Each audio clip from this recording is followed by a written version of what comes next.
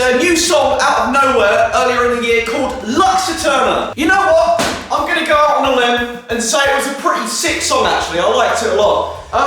Only one problem though. The guitar solo, you know that bit of the song where like everything stops and then like the guy goes, yeah, it was really bad. So when the song came out, I made a little video like where I sort of like took out his solo and just like did my own solo. So a couple of days ago, a friend of mine sent me this a link to this Guitar World article, and they're like, "Oh, check this out! Look, they're talking about your video in this article." I'm like, "Oh yeah, go on." And I'm like, "What?" And it transpires that in this interview with Kirk Hammett himself, he's slamming my video and my criticism. Whoa! So what I'm gonna do, I'm gonna go through the article, we're gonna have a little read through it, I'm gonna analyse it, talk about some of his points, and we're gonna have a good time. Okay, now we are sitting down. Let's get on it and read this piece of journalism. In an explosive new interview, the Metallica legends explain why sweep picking is pointless.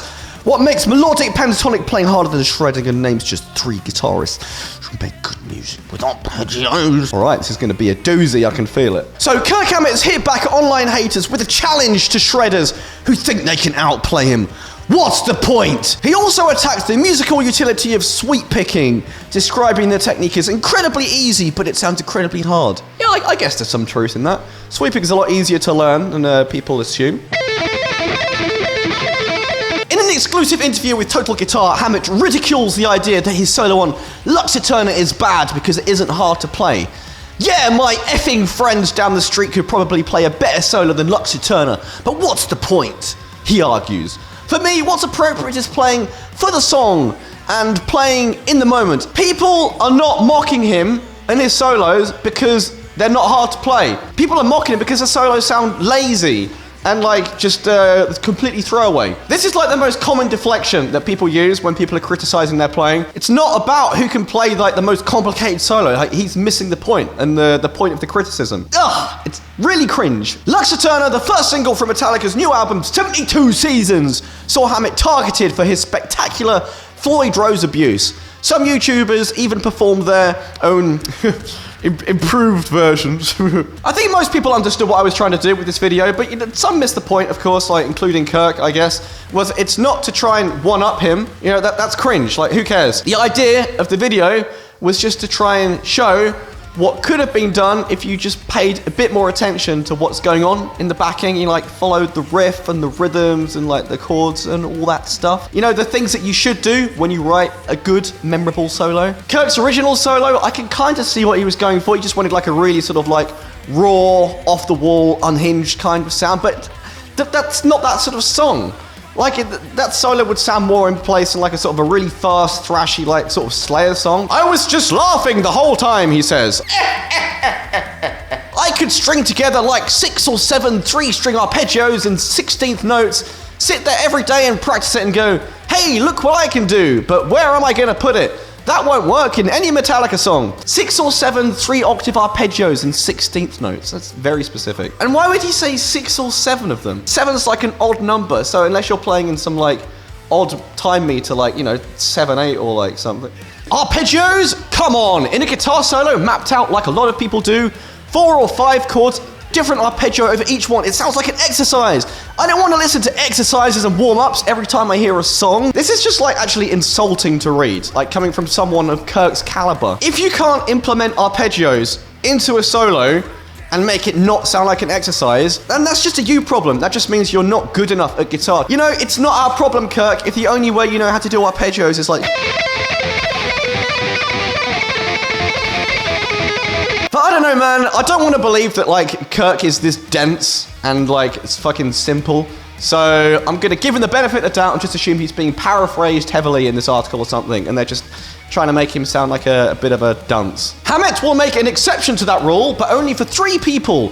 The only guys out there who I think convincingly play arpeggios as a means of expression are Joe Satriani, Yngwie, and Paul Gilbert. Yes, let's just, like, discount all the other guitarists ever in history that have implemented arpeggios in in interesting ways. And this is another problem that I have with a lot of like old guard guitar players. Like, their frame of reference is so small. They just have their little like special inner circle of like, their little clique of famous guitar players, and they just reference each other all the time. Oh, give me a break. And why are you referencing Yngwie as well? Yngwie is pretty much like the epitome of everything you just complained about. He also has harsh words about sweep picking, the beloved technique of shredders like Michelangelo Batio.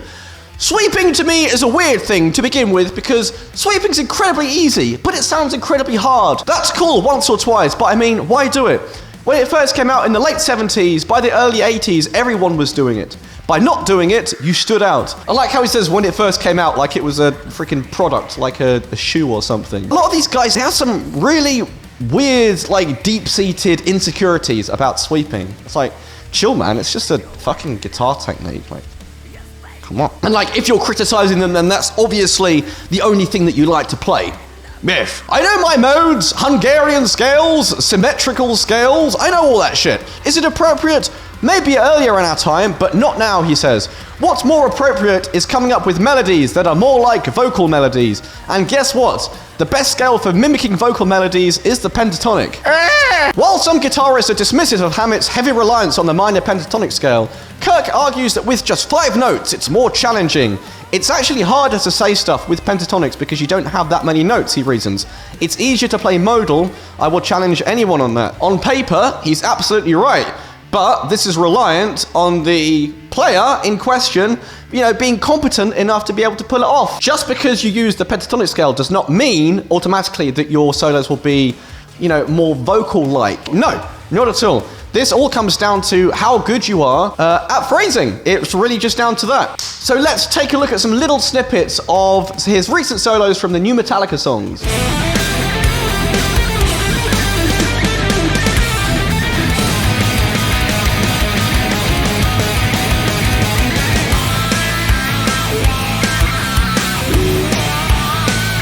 These are not memorable phrases. This just sounds like somebody going through the motions and just playing something off the top of their head and not really being bothered to go back and refine it. And there is nothing here that is particularly memorable that will stick in your head, long after listening to the songs. I'm sorry, but it's just the truth. Just because you went down the route of playing something more raw and improvised, it doesn't mean that you have this right now to be all like high and mighty. Fair enough if the level of improvisation was good and the phrasing was like really nice.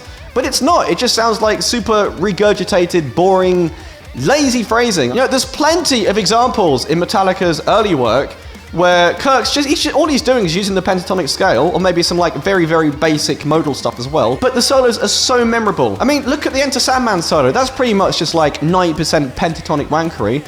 But it's so well phrased that, everybody can sing that solo. It's legendary. So he has to understand, just because he's taken this sort of holier than thou approach of I'm just going to stick to the pentatonic scale and play everything raw and improvise off the top of my head. That doesn't make it good or means that it necessarily suits the song. I don't know, it just sounds like excuses for lazy-ass playing. I love from the heart playing, and I've heard real technical playing that's from the heart, he insists. Alan Holdsworth, Eddie Van Halen, Joe Satriani, Yngwie, they all play from the heart, but a lot of guys, it's just like sports or the Olympics. That is very true also, but I don't think it's any different now, to be honest, than it was back in the 80s. You've got the guys who are more technique-centric, and you've got the guys who are more feeling-centric, and you've got the guys who sort of blend the two together. It's exactly the same. All that's different, it's just the music is different, and the techniques have moved on. That's it. Everything else, it's the same. It's always been the same. So yeah, this was by no means a serious dig at Kirk or Metallica or older guitar players or whatever. I'm just trying to make people realize that just because these guys grew up in the golden era of rock and metal, and they've made classic albums and toured the world and all that, it doesn't necessarily mean that they know best. And just because all of these big online guitar publications and websites and magazines, they put all of these guys on a untouchable pedestal, it doesn't mean you have to as well. They're just guitar players like you and I. It doesn't matter, who cares? Thank you very much for listening to this Hairy Brit's ramblings today. Don't forget to subscribe, leave a comment, all that good stuff, and I shall see you again very soon.